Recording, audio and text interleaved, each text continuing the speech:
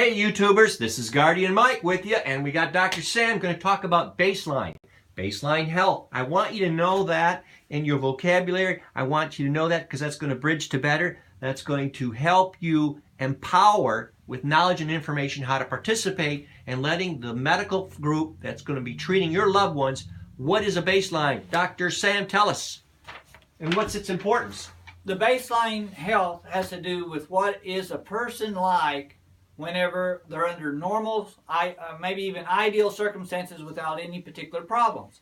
Now that will vary, and it varies with age, and as we get older, our baseline is going to change, or it may vary with accidents, it may vary with drugs and alcohol, it may change a lot. But for me as a physician or as a healthcare provider, I need to know what a person's baseline is so I know when it turns abnormal. When is a person aggressive? If they're always aggressive, that means when they're more aggressive. If they're always passive, it can just be a little bit of aggressive. And so what is the baseline? Because baselines are very important. For instance, you may have somebody that has some mental problems, but all of a sudden they get where they can't remember anything.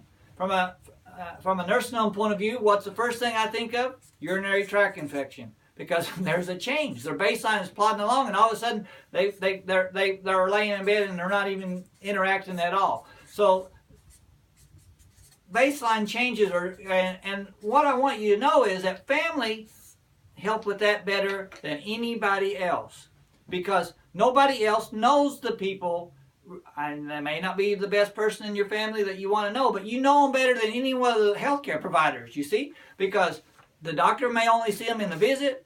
The nursing home may not know them before they came to the nursing home. They may not know what their baseline is. So let's talk about baseline. But baseline can change.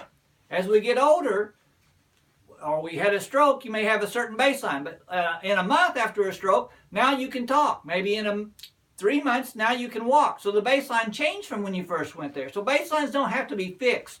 So it can change depending on the progression of illness. But the one who spends the most time with them is the one who will know what that baseline is best. Therefore, they can recognize. So family members coming to the nursing station or to the doctor and saying, you know, they were talking to me and telling me stories about the family, and then today they won't even talk to me at all. That may be a significant baseline change. And only the family can report that because nobody else would have recognized that as a change. Therefore, baseline knowledge, whether it be, because there's also medicines that can affect. You can give somebody a medicine, and that medicine then might change them. All of a sudden, they're doing fine, then they wake up the next day, and all of a sudden they're acting all crazy. Well, that could be a medicine, or it could be some other cause. Somebody needs to report that baseline change. Now, I will say this about medicines. When you stop a medicine, they're not immediately better. Sometimes it takes a few days.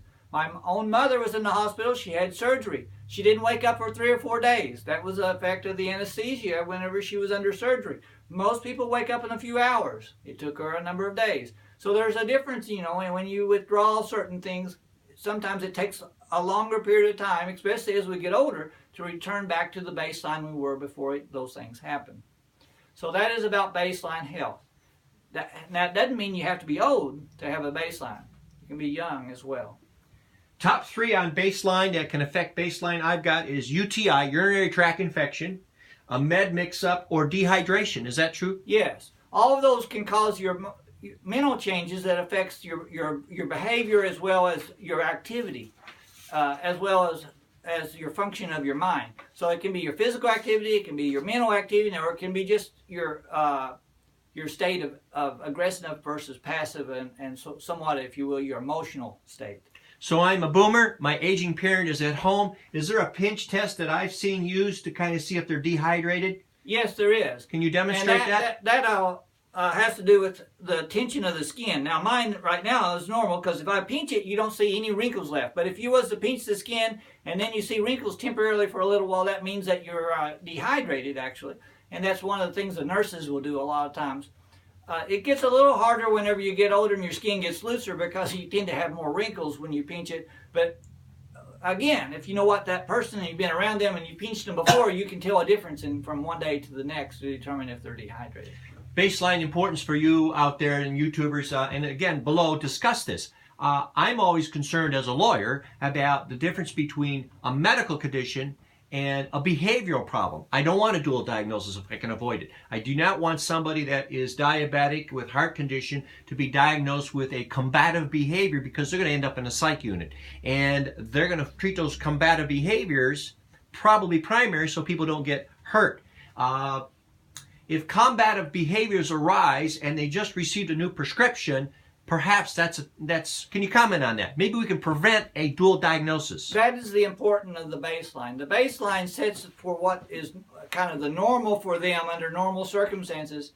Therefore, you can know. Now, that doesn't necessarily mean that they're normal to other people, but it's normal for that person. That person may be an abnormal person, but it's still what is normal for them. Therefore, anything outside of that we'll consider abnormal. And when it's sudden, it's usually not personality.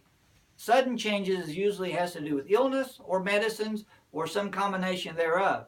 And so sudden changes should draw to mind those things, because if it's a personality issue and they're just a very combative personality, or it's a long-term problem, that will be their baseline. Their baseline will include that. So we're talking about things that change the baseline, and that's usually acute problems, not chronic. And family will have that information. You wanted to share it. Yes. Moving to cheese, get that information to the medical people, get them to the director of nursing. Because if you give them the right information, the right decisions follow that information. Got it. And one other thing about that, so if there's been a new medicine introduced to my mother in the last week, all of a sudden there's delusions. She's at an AFC. She wants to pack her bags and leave and walk out the door and is demanding. And that's not her baseline. New prescription. I might want to think about letting the doctor know and talking to the AFC nurse staff. Say, listen. One of the things that you need to remember is it doesn't have to be a prescription medicine. Especially in the elderly, certain things that doesn't really have an effect on younger people will have a mental effect on older. For instance, a very common medicine called diphenhydramine, which is Benadryl, right? We take it all the time for allergies and stuff, but in an elderly person, it takes a very long time for them to clear, and if they've taken 1 or 2 doses, it can cause them to fall, it can cause them to have mentally lapses, it can cause them to hallucinate, and cause lots of other things through its anticholinergic. But it doesn't have those effects in younger people. So just remember, it isn't just prescriptions, because in our effort to help our loved ones and give them over-the-counter medicines or to help treat symptoms that they complain of, don't forget that we can cause it in our efforts to help as well, not just the doctor. All right. Thank you, Dr. Sam. Don't forget to subscribe, like us, look below, share your comments. We're not going to always be online all day. We're working full-time in 2 or 3 different continents. But you as a community have a lot to offer. You have knowledge. That knowledge is info. Empower each other. Reach out and bridge out to others. Be positive. Be patient with the trolls, okay? They're there too. And subscribe. Link up with Dr. Sam, his Facebook. Link up with his website. And again, like us. Take care. We're going to bring you back some others. And we're trying to upload on a weekly basis. And when we sit down, we do several of these. I'm hungry. I don't know about you, but we got some other staff that are hungry. But we're going to try to punch through this to help you out so that you can age better, avoid guardianship, administer guardianship in a proper way, and learn about options in life. You always have options, and you have options in America, and you've got options in Asia. Is that right, Dr. Sam? Amen. Let me introduce them to everybody knows that. Every problem has a different side. And a different solution. That's exactly right. Thank you, Dr. Sam.